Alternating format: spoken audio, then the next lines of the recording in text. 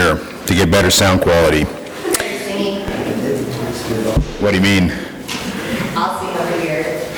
What? Better lip syncing. Okay. Never mind. I understand what she's saying now. She's mocking me, but all right. She's wanted to put it on Facebook, and I've steadfastly refused. It's not on Facebook, I hope. No. Okay. I find out what's on Facebook from when you people tell me, because I don't. I didn't show it to everyone I've ever met. I know that, yes. Yeah. All right. I do have an announcement to make, which is it's an important announcement, so I might make it again if we have a few more people who show up, as we're getting a slow start here. I don't know. It is hunting season, so I know we got folks out hunting. I don't know where the Vanderstelts are today. Anybody know? They're at Ben's. Oh, they're at Ben's. Okay. So, starting November 7th, which is just 2 weeks away, I'm going to take a break for 3 or 4 weeks from this class. But that doesn't mean that we're going to stop meeting. We're instead going to do something a little bit different, but I'm looking forward to this, and I think it'll be helpful to many of you, maybe all of you. But we're going to do estate planning. And Kelly Bissinger is going to be the primary person. The other class is going to discuss today, I think, joining us, so they probably will, and so Larry might be involved in this as well. We'll see how that all works out. But November 7th, estate planning, 3 to 4 weeks, kind of depending on how it goes and the conversations that develop. And Kelly's here today, so I didn't ask Kelly to do this, but do you want to say anything? So, as we look at Scripture and how this applies, and again, I mentioned this to you, when Jesus was challenged about giving money to Caesar, he said, give Caesar what is his due. And when I teach this, as far as estate planning or money management goes, is I use that verse, especially in the Christian sense, just to point out that Jesus didn't say, give Caesar more than his due. And so we'll work towards that end of obeying the law and not being guilty of tax avoidance, or tax evasion, which is different than tax avoidance. Mm-hmm. There's about a 3-year difference in your jail time for those. So towards that end, that's where we'll go with this. Okay. And you also been talking about wills and estates and, Yes. Trusts and... Yes. We'll So I think just a lot of good information, and I think really relevant to everybody. The older generation, I think there's an obvious relevance, but even the younger generation as you're going to be older someday, Hobbs, and what you need to know as you start to, go through life. So we'll try to get that in the bulletin next week and announce it, but I want you all to know that that's coming up here November 7th. And then the worldview class, I'm thinking we'll continue to meet. At some point, I think we'll have to have a discussion and, ask you all what your thoughts are on the ongoing nature of this class. I do know one thing, the culture continues to move forward, and what's the Christian worldview response to just a lot that's in the culture. And so this class, from that perspective, could kind of go on forever. So we'll see. But after the estate planning, we will come back, and I've still got quite a few topics on my list, and we'll just pick that up. All right, so that's the major announcement. Today we are continuing with Lesson 12, which is capital punishment. And I'm going to finish this before Kelly comes on the 7th. So we got this Sunday and the following Sunday to get through this material. Before we look at that, though, I do want to read 2 things to you. One of them is from the news of last week, and the other one is just something I read this week that I think is worth reading. It's from Right Now Counts Forever. I have it was actually given to me. R.C. Sproul wrote a monthly column for 30-some years for Table Talk magazine, and those articles have been put into 4 hardback volumes. This is the first of those and the small one. The others are quite a bit thicker. And it's interesting. I'm going to read all of these. And so this is from April of 1978. That's a long time ago, right? That's when, right after Bill Walton and the Blazers won the championship. In fact, they were the best team in the NBA in 1978, and then Walton broke his foot, and that was the end of all that. All right, the title of this is Heroes, and it's only 2 pages, and some of this is dated. There will be names here. There are names here he mentions that I'm not really familiar with. Some of you, though, might be familiar with these names. Like Anita Bryant. She was a singer, I understand. I didn't know who she was, but he mentions her. But I thought this was worth reading. What are the magic qualities that add up to the portrait of a hero? Are heroes merely legends invented by the creative imagination of the bored or disenfranchised? Are they plastic images created by the magicians of Madison Avenue? Or are there still bona fide, genuine, flesh-and-blood heroes who walk the face of the earth? Nietzsche yearned for the advent of the Superman. Now, Nietzsche was a philosopher. You probably heard of him, maybe not. Nietzsche didn't believe in ultimate truth or morality. He was an atheist. And he ran with that to its logical conclusion. If there is no God, there is no truth, there is no morality, which means that you create your morality for yourself. Does that make sense? In other words, you become God. And so Nietzsche wrote about the need for the advent of a Superman, of a man who would grab world history by the horns, so to speak, and create his own truth, his own morality, and run with it. Now, Nietzsche died around the end, or around the beginning of the 20th century. I don't know his exact date of death, but I do know that his most famous devotee was Adolf Hitler. And that kind of makes sense, doesn't it? I mean, Adolf Hitler devoured Nietzsche and said, if there is no truth, then we create our own truth. And Nietzsche talked about a Superman. I'm going to be that Superman. And of course, he was an evil villain. So Nietzsche yearned for the advent of the Superman. He had visions of the master leader who would lift Europe to new heights of aspirations and carry her to new and glorious conquests. Well, it didn't turn out quite that way.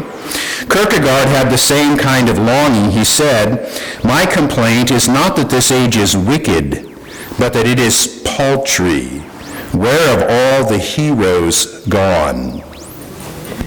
Last week, I had the double experience of visiting the tomb of Marilyn Monroe in Los Angeles, and later driving across the bridge over the San Francisco Bay where Dustin Hoffman rode off in the sunset in The Graduate.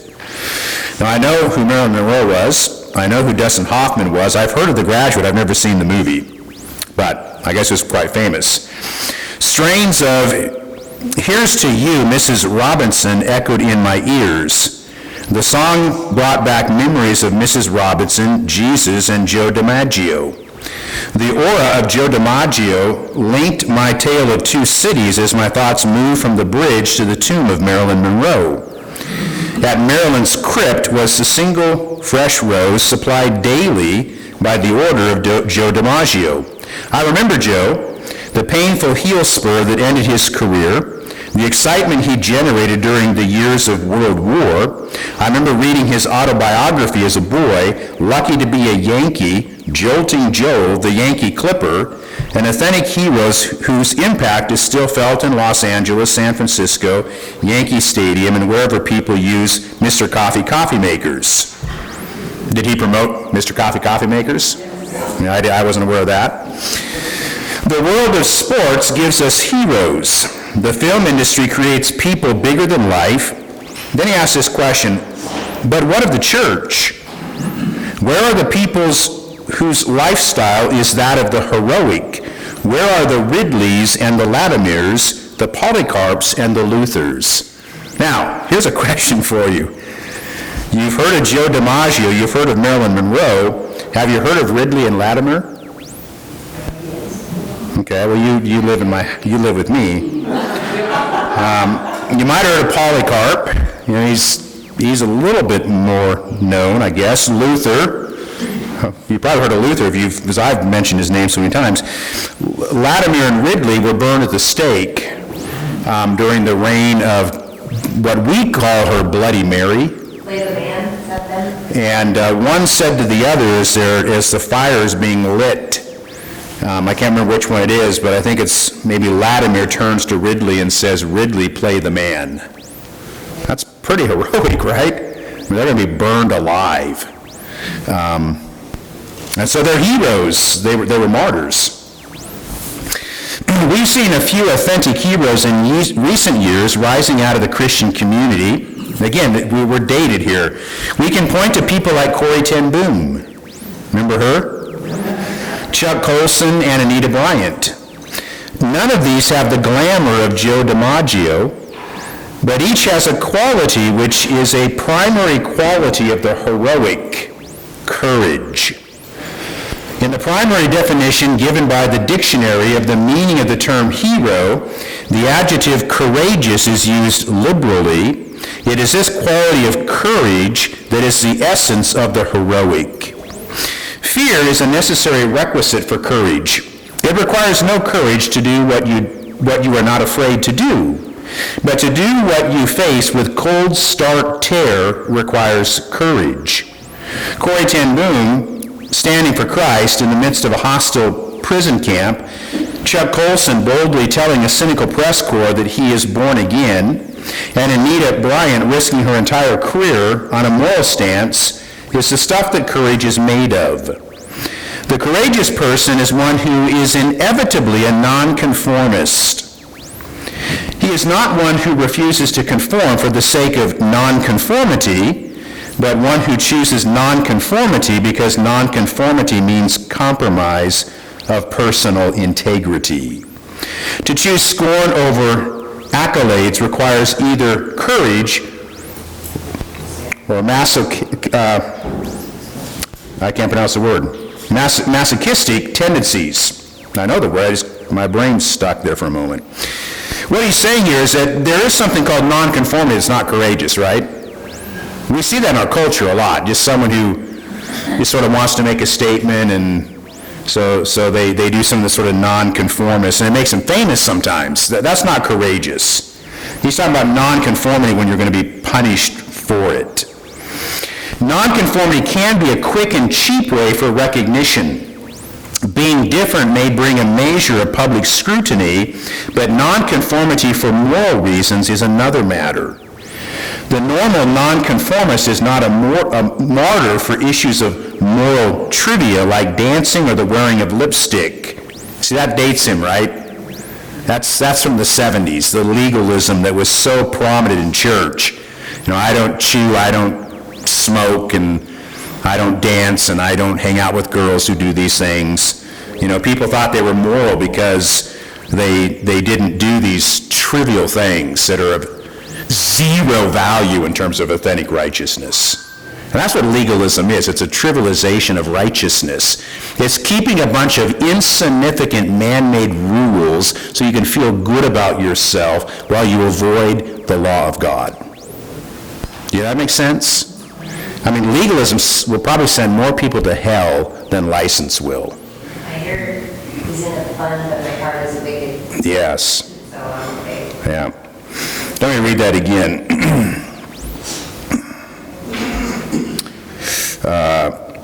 Anyone can be a nonconformist, and for many reasons, nonconformity can be a quick and cheap way for recognition.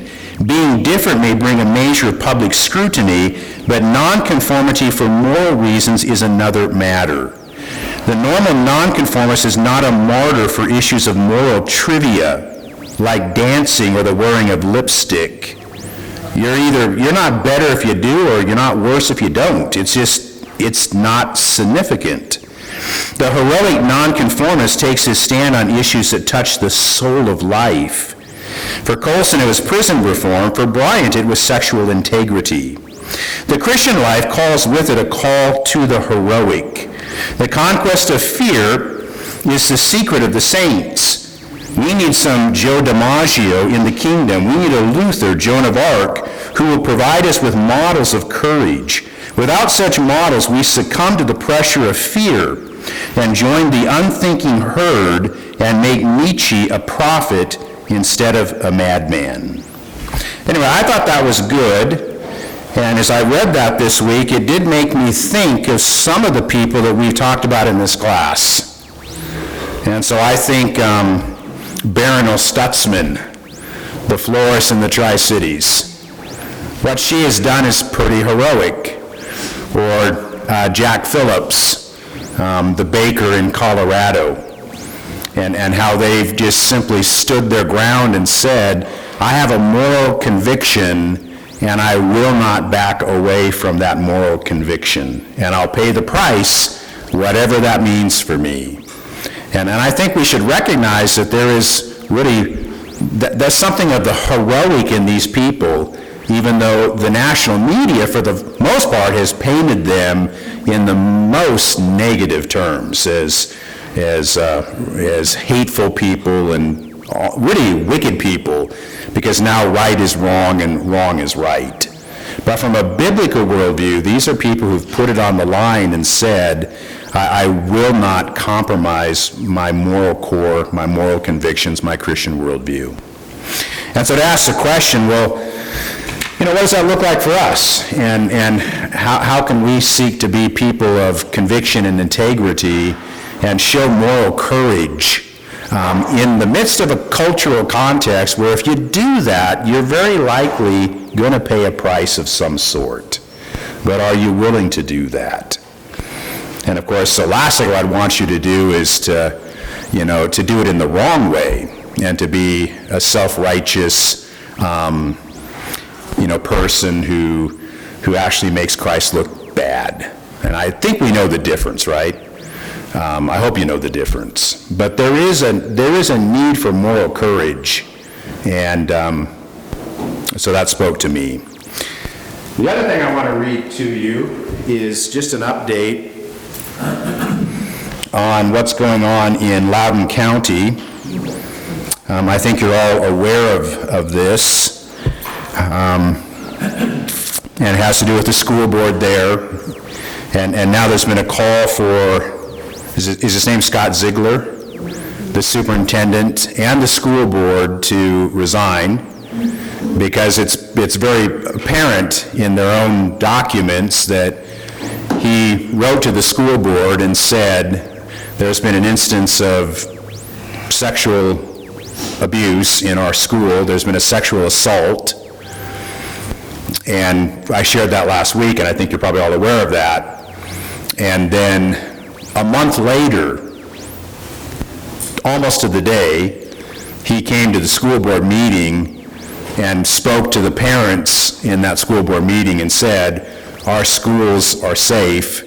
There's not a scintilla of evidence that any student has been or will be threatened. There's never been an assault in our buildings from a transgender person, in our bathrooms and so forth. And this was all about the bathroom laws that have gone into effect in that state and in that county. And so, in other words, Scott Ziegler flat out lied to the parents in that county. He knew of this incredibly violent sexual assault against this young, I think 15 or 16-year-old girl, and sent the student to another school where he assaulted another girl, and then he lied about the entire situation, and the school board knew of this. And this is the same school board that has just been pushing this whole radical agenda, including critical race theory and so forth, on the parents in that county. And so now there's calls for the superintendent to resign, which he should, and the school board members to resign. I don't know if any of them will resign. I don't know if there will be enough pressure placed upon them to actually force them to resign. But I will say those parents who for months and months went to those school board meetings and have brought attention to this issue, you see what's happened now is that I think it's appropriate to say Scott Ziegler has done something which really does deserve the term evil. What he has done is evil. He's covered up a violent sexual assault and then lied to the parents of the students in the Loudoun County School District. He deserves to be fired. He probably deserves to be prosecuted for something. I don't know what will happen there, but it's related to this, to that whole issue. That's the background context. And the title here, "The Child is Not a Mere Creature of the State." A reminder of a big lesson on parental rights from the Supreme Court. And so this gets into other issues within that state. Right now there's a governor's race which is highly contested, and Terry McAuliffe, who's a Democrat running for the seat and has been governor in the past, you're probably aware of the statements that he has made and as part of his campaign. And so he said this: "I don't think parents should be telling schools what they should teach." And this is Al Mohler's response. He says, he quotes Article 26.3 of the United Nations Universal Declaration of Human Rights. Now, that's not an organization that we look to with a lot of respect, right? I assume you don't. I don't have a lot of faith in the United Nations because they don't always live up to their words and so forth. But it is interesting that this is what their own declaration says. Parents have a prior right to choose the kind of education that shall be given to their children. So that's the position of the United Nations.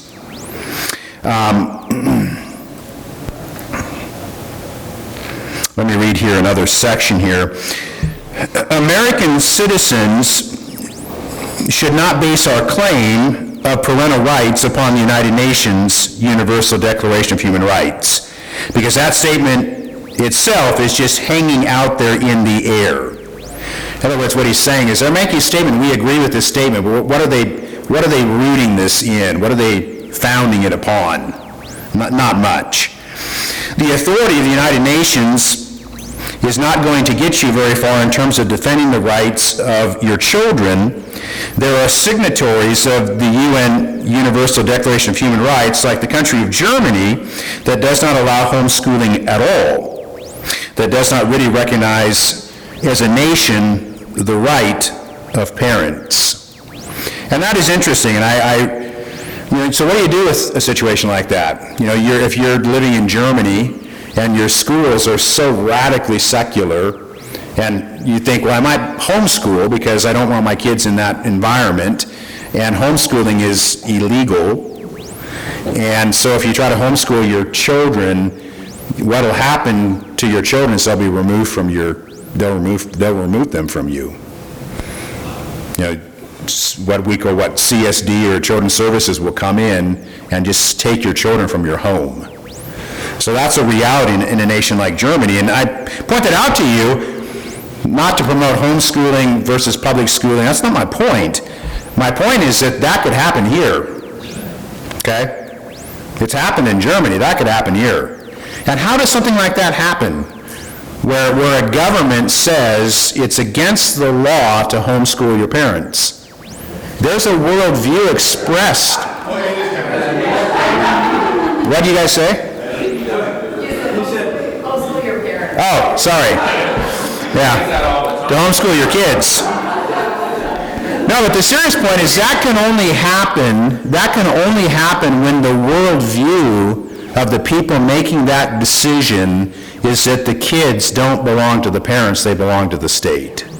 That's the worldview being expressed, and that's a reality today in a nation like Germany. So it's a scary thing. I'm skipping down here. 1972, the Yoder decision, this is a Supreme Court decision. It was a 7-0 decision, so it was unanimous, which also reminds us the composition of the court has changed over the years. There's 9 justices now, there's 7 back then. I don't believe in court packing, but the numbers have changed over the years as population has grown and so forth. It was a unanimous decision by the Supreme Court stating that Wisconsin could not require Amish citizens to continue their children beyond 8th grade in the public schools as a matter of legal necessity. I'm not real familiar with this decision, but obviously it involved the Amish, the state of Wisconsin, and the Amish wanting to pull their kids out of public school and the state saying you can't do that. Instead, that Yoder decision recognized the rights of parents to make alternative decisions for their children. And it didn't apply only to those beyond the 8th grade. It didn't apply only to the state of Wisconsin. The fundamental theory of liberty upon which all governments in this union repose, there's a quote, excludes any general power of the state to standardize its children by forcing them to accept instruction from public school teachers only. And then the Supreme Court again made this statement, the child is not the mere creature of the state. Those who nurture him and direct his destiny have the right, coupled with the high duty,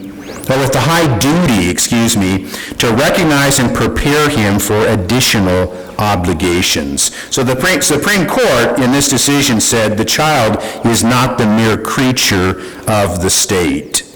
And so I want us to look at a couple of passages of Scripture before we drop this. Because again, we're just trying to think through this from a worldview perspective. We've got a secular worldview in our midst, and this secular view is powerful, and in many ways it seems to be growing.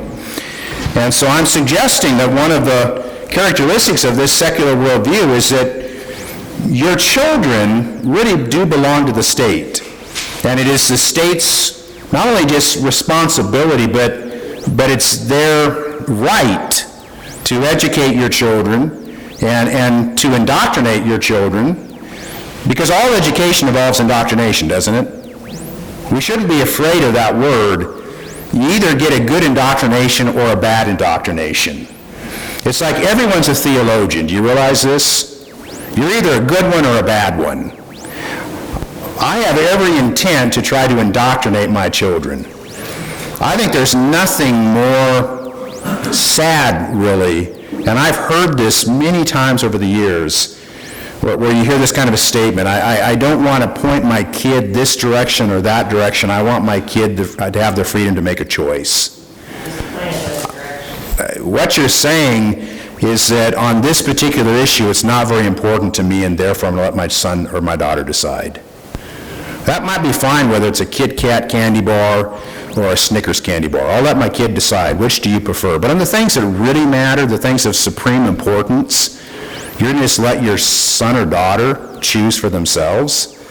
I mean, that's not my approach at all. I'm going to do all that I can to indoctrinate my children to follow the right path. So, and I think the Bible supports that. So we looked at 2 passages last week. I won't read those to you again, but one from New Testament, one from Old Testament. The New Testament was Ephesians 6. Bring your children up in the fear and instruction of the Lord. I mean, that's the Bible speaking to us. The Bible doesn't say, let your child make a choice. It says, bring your child up in the fear and instruction of the Lord. Okay? And so that's an obligation that's placed upon us. The other one that we looked at briefly was Deuteronomy Chapter 6, and verse 5 and following. Hear Israel, the Lord our God, the Lord is one. You shall love the Lord your God with all your heart, soul, mind, and strength. You shall impress these things upon your children. You shall talk about them as you walk along the way. You shall place them as frontlets on your forehead. You shall write these things on the doorposts of your home. And we could look at many, many other passages, but today I just want to look at one. And it's Psalm 127, verse 3. So Psalm 127 and verse 3. But again, we're trying to filter what's in the news from a Christian worldview. So the candidate for governor in Virginia says, I don't think parents should be telling schools what they should teach. Now, I think that, let's put it this way, I think parents have an obligation and responsibility to be part of that process, okay? He's saying, it appears he's saying they should not be part of that process. Well, what does the Bible say? The Bible says in Psalm 127, verse 3, Behold, children are a heritage from the Lord, the fruit of the womb a reward. I want to draw attention to the word heritage. The NASB renders that word this way, Behold, children are a gift of the Lord, the fruit of the womb is a reward. But if you look at this word, this Hebrew word, and if you look at the lexical sense of it, if you just look it up in the dictionary, this is what you will read. Sense. This is literally what you'll read, because I've just written this out. It's right from the screen of a Hebrew lexicon. Sense of the word inheritance. Okay, this word rendered gift, heritage, also means inheritance. Any piece of property that passes by law to an heir on the death of the owner. Sometimes regarding God's promises to his people, like the land of Israel or a heavenly kingdom. There are 222 uses in the Old Testament, and the primary meaning is possession or inheritance. Okay, so it's used of the children of Israel inheriting the promised land. It's their possession. They're given this by God. God gives this to them as a gift. Okay? So when you read the NASB, Behold, children are a gift of the Lord, within that word is the idea that God has given these children to you. They're a gift from God, but you have, so to speak, ownership over them, the same way that you have ownership over the land that God has given to you. Now, I don't think any of us want to, we don't want to translate the Bible, Behold, children are a possession to be owned. Because we realize that's not the nature of the relationship. And we also realize that children grow up and the relationship changes. And so gift is not a bad word. But what I'm trying to point out is that the English translations are struggling a bit to try to bring out the full sense of this Hebrew word. Because it's a word with a broad range of meaning. And the idea of inheritance or ownership or having legal right to is implicit within this term. So here's a question for you. Are children a gift from God to the school board or to their parents? Okay, do you see how the worldview starts to assert itself at this point? Are children a gift from God to the school board or to the superintendent of schools, Scott Ziegler, or to their parents? Being that they are a gift from God to parents implies that parents have the primary stewardship over their children, and that from a Christian worldview perspective, school boards do not have the right to simply disregard parents, as we see increasingly happening today. I tried to state that carefully because I realize that schools do have they have choices to make, and that's a reality. But when they operate, forgetting that primary stewardship over children belongs to parents, not to them, I think we've got a real problem here. And it is flowing directly out of a secular worldview. which is minimizing the importance and the role and the responsibility of parents. And we talk about rights and responsibilities, and parents have rights and they have responsibilities as it concerns their children. And frankly, when you start to see this stuff in our own culture, it is very difficult for me not to think back to things I've read in the past in terms of the Soviet Union or other cultures where there was an absolute totalitarian type cultures, where in all of those situations you do have the reality where the state claims ownership of kids. You've got to push back on that with everything within you. And tying it to the first thing I read this morning, if there's a role to be a hero, well, maybe this is the fight that you need to fight. Now, I realize that school boards in Loudoun County and school board in Echo, Oregon is a very, very different animal, right? I'm not trying to be negative school board, but I'm just trying to point out to you there's a worldview issue here that's really, really stark. And I hope we know how to think through these issues from a Christian perspective. You have the right and responsibility to steward your children, and that involves their education as well. Yeah. I think it's important to note here that parents need to be involved with their children's education to the point that they show up in the classroom and voice their opinions and to see what's taking place. And good teachers in this instance do not mind that. We had an incident years ago where somebody had introduced a book called The Giver. And this book was all about suicide and how totalitarian environment. Yeah. And I was on the Hermiston School Board at the time. My wife raised an objection.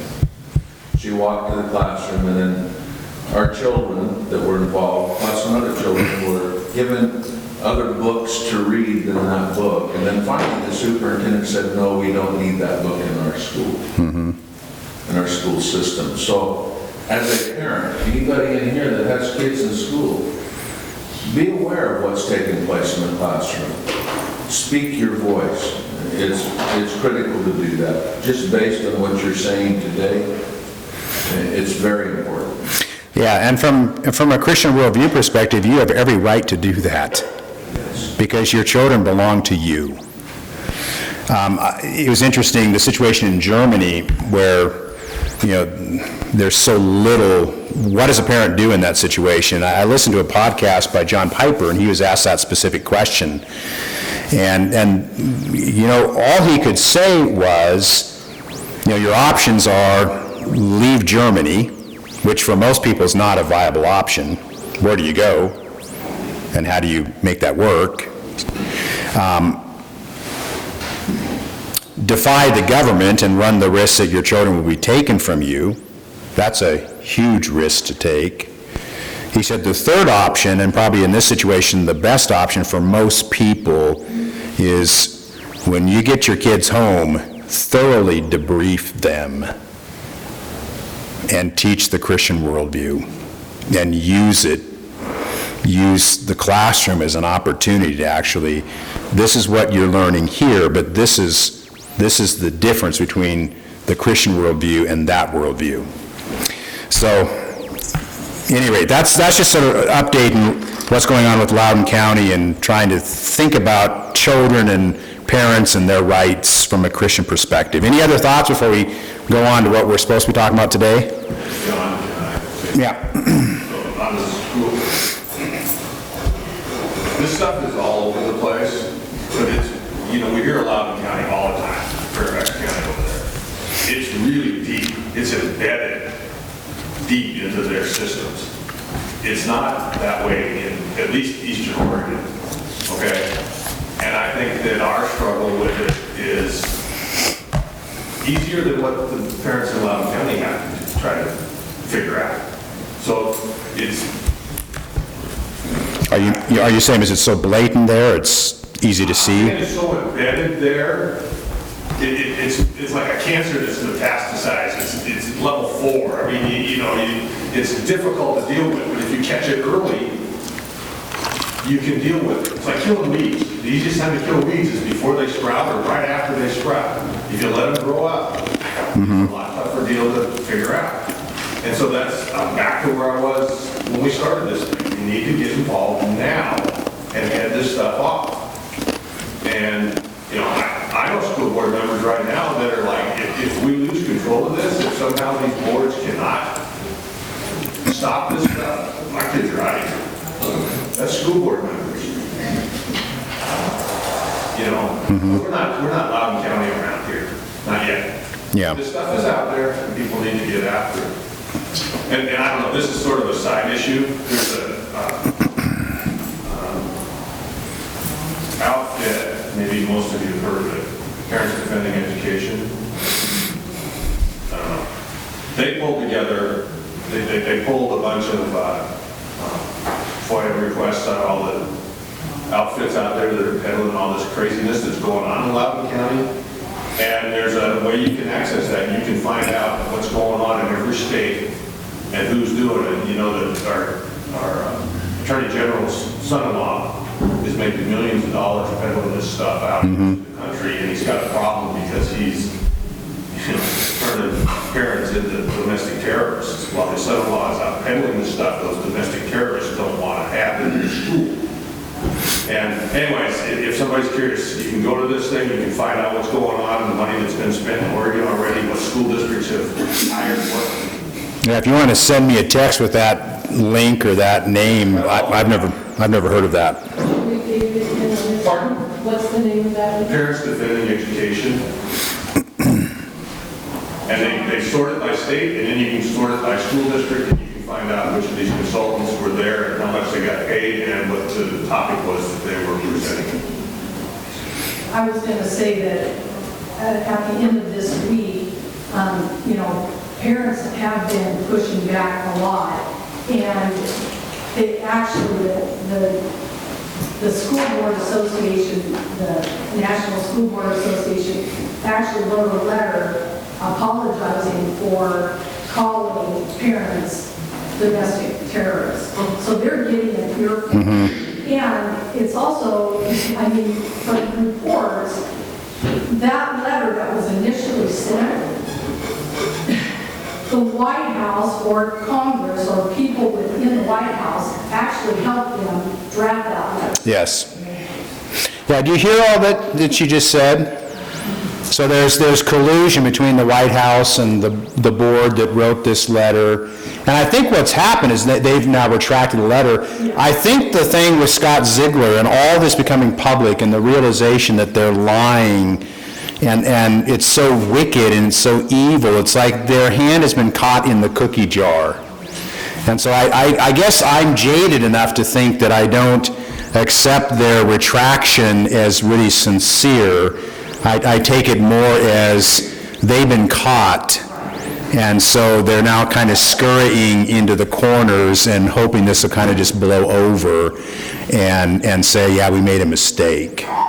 But I don't think, I think what they're doing is they got an agenda, they're pushing that agenda, and they're hoping that this would just kind of all go away. But Merrick's been on the hot seat, and he's feeling that. Yeah, so the Attorney General of the United States, Merrick Garland, who's, if you're Attorney General, you're at the very top. I mean, President's Cabinet, he's in the upper echelons. He's top 3 or 4 in the whole administration, and his son-in-law is an advocate for a lot of this and is making, it's like his son-in-law, there's a connection there, it's a pretty poisonous connection, and the only thing, so he's making a lot of money off this, and it does remind me a little bit of that new artist whose work outsells Picasso, that no one knows who buys his work because it's a secret list of purchasers and so forth. And that, of course, is Hunter Biden, the famous artist. Have you heard of this story? Yeah. Which we're not going to get into that, but I've just brought it up, it's my fault. But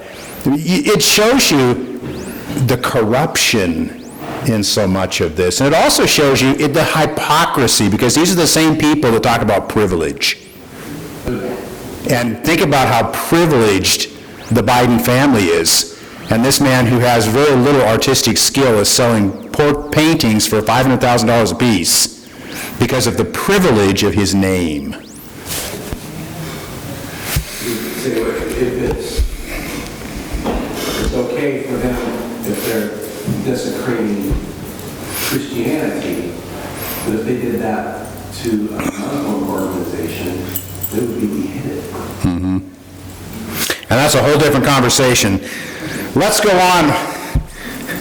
Because I'm looking at the clock, and I also know that Kelly's in my mirror. I've got limited time here. So, capital punishment in the Bible. What does the Bible say about this? Does the Bible say anything about this? Can we look at something like capital punishment through a Christian worldview? And I think we can. And so I've given you two passages of Scripture that we'll spend the rest of our time with today looking at. And the first one is in Genesis chapter 9, and the second one is Romans 13. So we've got an Old Testament and a New Testament text. And I probably should not have given you those texts. I should have just had like a bullet point there where you could write in the text. If I hadn't given you these texts, I would have asked you, like a state and defend, okay, capital punishment is morally permissible, defend that from the Bible. And I would have asked you to do that, and so give me some biblical texts. And I don't know how we would have done with that. But there are some, and this is one of them. So let me read to you, beginning in Genesis chapter 9. And of course, this is the story involving Noah. And it's at the end of all of that as Noah has survived the flood. It is a new creation. And the Bible really presents it in that way. There are all kinds of echoes in this passage, in the story of Noah to the story of creation in Genesis. And here's one example. In Genesis it says, the Spirit was hovering over the deep. Remember that in Genesis, in the creation account? The Spirit of God was hovering over the deep. And in Genesis, you have the dove flying over the deep. Now, there's an echo there because, the dove represents the Spirit of God. And so there's a new creation.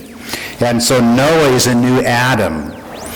And in the original creation, the land emerges from the deeps. And then God creates life in the land, and he populates the land with animals. And when Noah comes off the ark as a new Adam, he's surrounded by all the animals. And you're supposed to see that as a connection back to Genesis. And then in Genesis, Adam and Eve fall. And there's shameful nakedness. And then in Noah's story, you have another fall where Noah gets drunk and something happens, and we don't even know exactly what that is, but his one son mocks him, the other sons walk in backward, and they cover his nakedness. And we could look at that on another occasion. It's really fascinating, though, how these stories are to be read together. And the point being made that Noah is a new Adam. It's a brand new start. It doesn't go any better than the first time around, though, does it? God blessed Noah and his sons and said to them, be fruitful and multiply and fill the earth. Now, that's language from Genesis, isn't it? We're in Genesis, right? From Genesis 1 and 2. I guess I should say that this is Genesis 9. But Adam and Eve, be fruitful and multiply and fill the earth. Just the fear of you and the dread of you shall be upon every beast of the earth and upon every bird of the heavens, upon everything that creeps on the ground, and all the fish of the sea. Now that's different.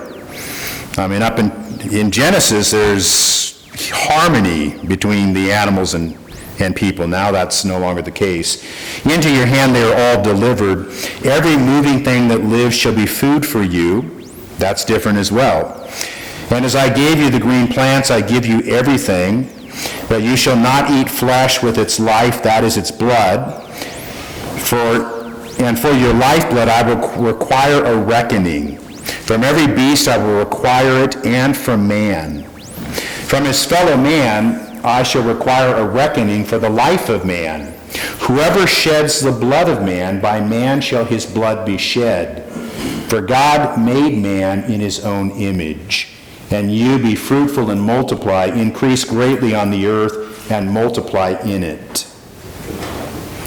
Then God said to Noah and to his sons with him, Behold, I establish my covenant with you and with your offspring after you. Okay? So God is making a covenant.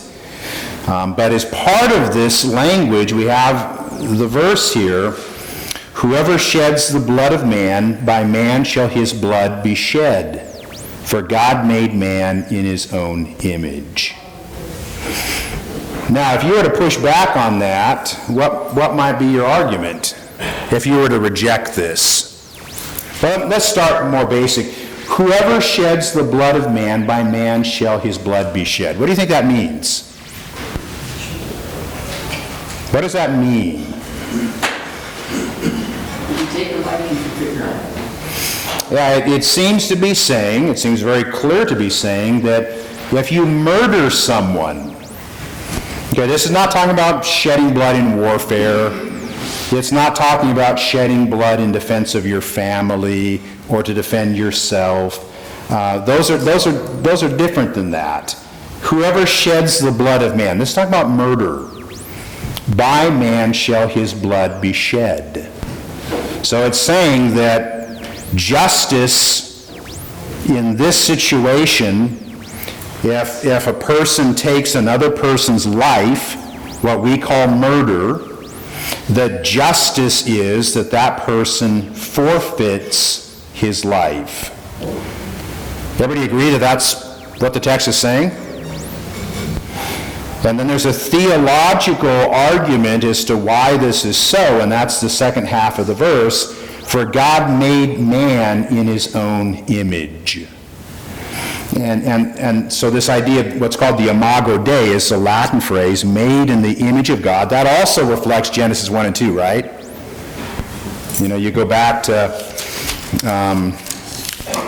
Genesis 2, or Genesis 1, verse 27.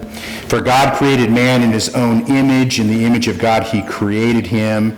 Male and female he created them. So men and women are equally created in the image of God. And so that's a statement. It's the ultimate statement from the Bible of why it is that men and women matter. Why it is that men and women have worth. Why they have dignity. They're image bearers of God. In the ancient world, at the edges of your kingdom, you would post signs saying, you know, it would be the image of the emperor, and this is his domain. Okay, so that's kind of the imagery here. Men and women are signs that point beyond themselves to this greater reality of who God is. There's something about us that reveals who God is. And theologians have debated over the centuries as to what all of that involves. But men and women are made in the image of God. Rosie, my little white dog, love her so much, but she's not made in the image of God. And my cat Calvin's not in the image of God. And there's Oliver the rabbit's not in the image of God. But human beings are. There's not even in the Bible, it doesn't say that angels are made in the image of God, as exalted as angels are. But men and women are uniquely made in the image of God, and this is where their value and their worth comes from. So to murder an image bearer is ultimately to attack God himself. Okay, that's the biblical rationale and way of thinking. So whoever sheds blood forfeits his life. Now, if you're going to reject this text, what might be your argument? Well, in the first section, we're talking about animals, and that you're allowed to eat the animals now, and not to eat the blood within the animals. So this is a continuation of that first verse. It's whoever, the reference above, animals kill humans, you're allowed to kill the animal. Well, that's right, yes. I mean, if the ox gores you and kills you, you can put the ox to death, yes. This verse isn't pertaining to humans, it's Oh, Mistranslated it. well, okay. So instead of whomever, it's whatever.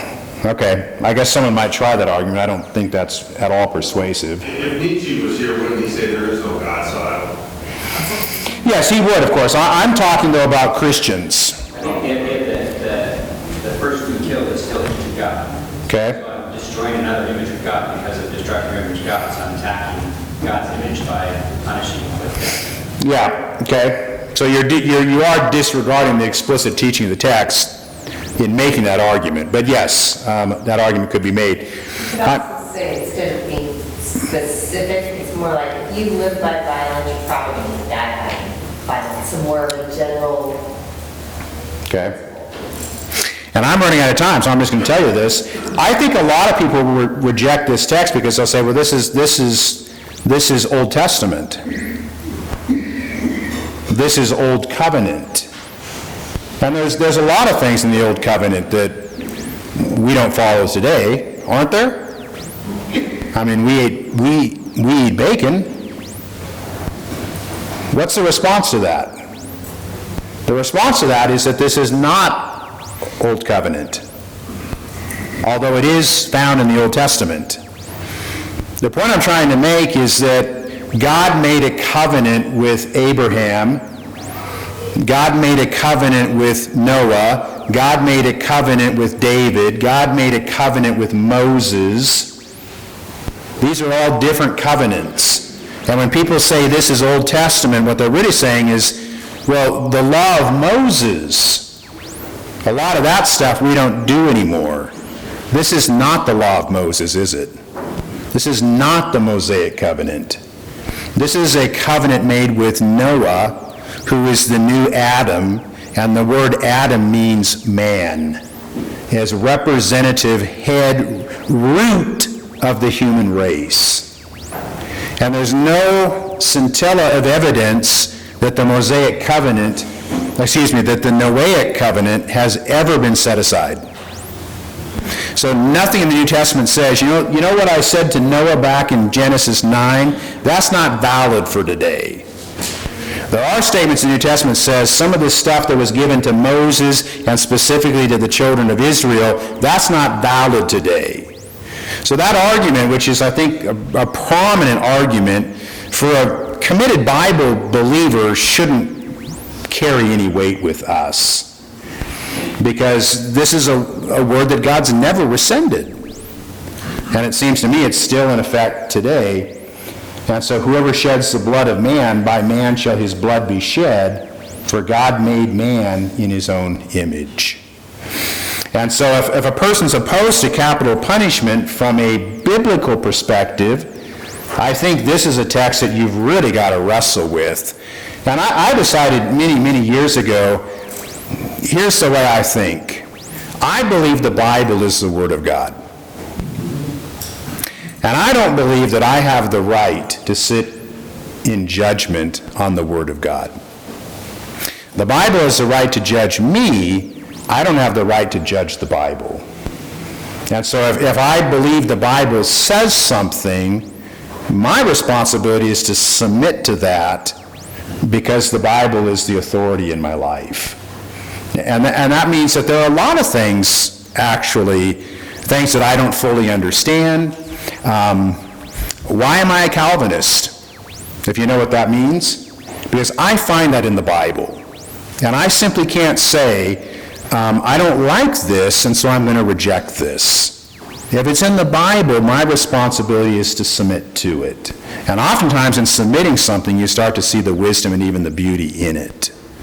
And so I would just throw that out. I think so many Christians don't want to accept capital punishment. Well, you've got a problem here, because if the Bible speaks clearly on something, and I think this is a pretty clear verse, then you can still talk a lot about how it's done and doing it in a just way, and there's all sorts of arguments and things to be said there, but the principle of it, I think is pretty solid in the Bible. We're going to end for today because we're out of time. We'll come back, we'll look at Romans 13, which is the New Testament text, and then we'll run through the rest of this But I think we can do that. So next week, we'll spend the whole, we won't get sidetracked with anything else to get through the rest of these notes. Okay? If you did come in late, let me just announce as we close that November 7th, we're going to have 3 or 4 weeks where Kelly's going to be up here during the Sunday school hour. I'm going to be out there with you all. Kelly Bissinger, we're going to be doing, he's going to talk about estate planning. So wills and trusts and how to navigate the government with all this, and I think it'll be very useful information. So put that on your calendar for November 7th, okay? Lloyd, would you close our time in prayer? Lord, we thank you for this opportunity to come together in your house this morning. We thank you for the rain out there.